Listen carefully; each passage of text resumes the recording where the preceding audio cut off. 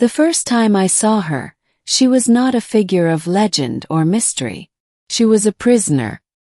Her wrists were bound in metallic cuffs that shimmered faintly with energy pulses, chained to a post in the settlement square like some exotic creature captured for display. Around her, the crowd of miners and scavengers jeered, laughed, and speculated loudly about what species she might be. This was Haven 7, a dust-ridden colony on the rim of explored space. Life here was as cheap as the air we paid for, and no one had time for compassion. I, however, had time, because unlike them, I had once been a soldier, and I knew what chains meant. The alien woman stood tall despite her bonds. Her skin shimmered faintly under the sunlight, a blue-silver hue that shifted with her breathing. Her eyes were sharp, luminous, filled with something between fury and sorrow. She wore torn fragments of clothing, clearly stripped of anything useful before she was displayed. "Caught her near the ridge," someone shouted. "Killed 3 men before they subdued her." "She ain't human," another replied. "Worth good credits to the right buyer." I stayed silent, watching.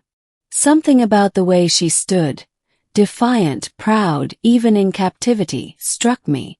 She wasn't some beast to be sold. She was someone. That night, when the crowds dispersed and the guards grew lazy with drink, I found myself standing in front of her again. Her gaze locked onto mine. She didn't beg. She didn't speak. But her eyes seemed to ask me a silent question. "Will you leave me here?" And for reasons I couldn't explain, I answered. I hacked the lock mechanism with my old soldier's toolkit. The cuffs fell open with a hiss of dissipating energy. She rubbed her wrists, looked at me once more, and then, without a word, ran into the desert night. I thought that was the end of it. Days later, 3 days passed.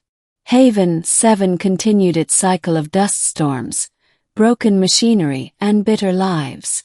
I returned to my routine, scavenging scrap from the wreckage fields, trading what little I found for ration credits, and keeping my head down.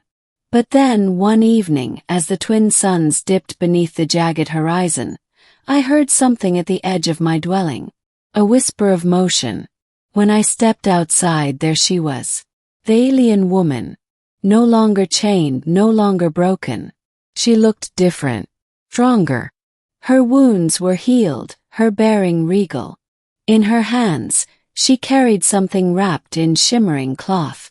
She stepped forward and placed it gently before me. A gift. A gift. When I unwrapped it, my breath caught. Inside was a crystalline sphere, pulsing faintly with inner light. I recognized it instantly, though I had only ever seen diagrams in military briefings. A core shard. Core shards were fragments of ancient alien technology, older than human expansion, older than most civilizations we knew. They were said to contain entire networks of knowledge, power beyond imagination. Entire wars had been fought over a single shard. And now one sat glowing in my hands. "Why give this to me?" I asked, though I doubted she could understand. But she did. Her voice, melodic and strange, carried words shaped by effort but clear enough. "Because you freed me. Because you chose mercy." The explanation. Over the following days, she visited me often. Her name, I learned, was Selira. She was from a race known as the Irith, a people thought extinct after a brutal conflict with human expansion decades ago. The chains I had broken were not mere restraints. They were dampeners designed to weaken her kind, suppressing their energy-woven biology. The core shard, she explained, was part of her people's legacy. She had retrieved it from a hidden place after I freed her. It was not just a gift, but a symbol of trust. But trust came with consequences. The moment I accepted it, I became a target. Word spread fast on Haven 7, and scavengers noticed the alien woman visiting my dwelling. Whispers turned into threats. People wanted the shard because shards meant power, and power meant survival in a place like this. Rising tension. One night, my door was blasted open by a gang of raiders. They demanded the shard. I fought, old soldier instincts kicking in, but I would have been killed if not for Salira. She moved like a storm of light, her body glowing as energy coursed through her veins. In seconds, the raiders were disarmed, their weapons melted to slag. Afterward, she looked at me with sadness. "They will keep coming," she said. "You cannot keep the shard and live in peace." I knew she was right, but something inside me refused to let it go. Perhaps it was greed or curiosity, or maybe I just wanted to know why she had trusted me with something so precious. So I asked her the question that burned in my mind. "What does it do?" The revelation. Salira placed her hand on the shard. Light spilled across the room, forming patterns, symbols, holographic fragments of entire star maps. "This is knowledge," she explained. "A memory of my people. Places, histories, technologies long forgotten. But more than that, it is a seed. If planted in the right place, it can create." "Create what?" "Yes. Life. Worlds. Renewal." I stared at her, at the shard, at the endless maps hovering in the air. The Irith hadn't just been warriors or wanderers. They had been builders. And this shard was a fragment of their heart. Choice. Word of the shard spread far beyond Haven 7.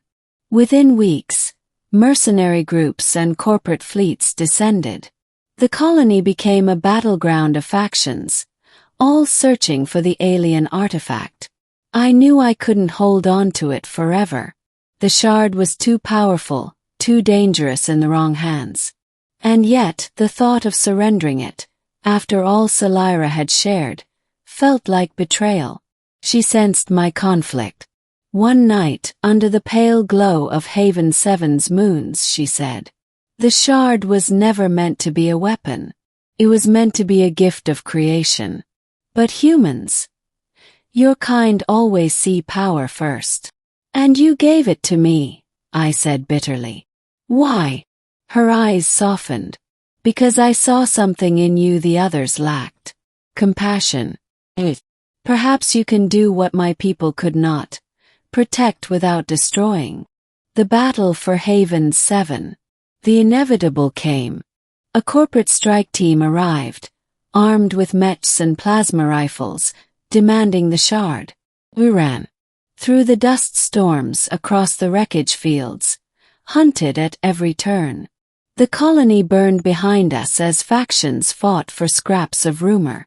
Finally, cornered at the cliffs overlooking the desert, I made my decision. I activated the shard. Light erupted, surging into the sky like a beacon. The ground trembled, and from the barren dust rose structures, crystalline spires of Irith design, glowing with life. For the first time, the dead soil bloomed with vegetation, fragile green spreading across the wasteland. The mercenaries fell back in awe and fear. Their weapons meant nothing against what they saw. Salira looked at me with quiet pride. "You chose creation." The ending. In the aftermath, Haven 7 changed. The colony that had once been a wasteland became something new, a place where crops could grow, where people could thrive without fighting over scraps. The corporations still wanted control, of course. But now, with the shard rooted in the land itself, it was no longer just mine to give. It belonged to the world. To everyone. As for Salira, she stayed for a time, teaching me fragments of Irith knowledge, guiding the settlers who wished to learn. But one morning she was gone, vanished into the desert once more.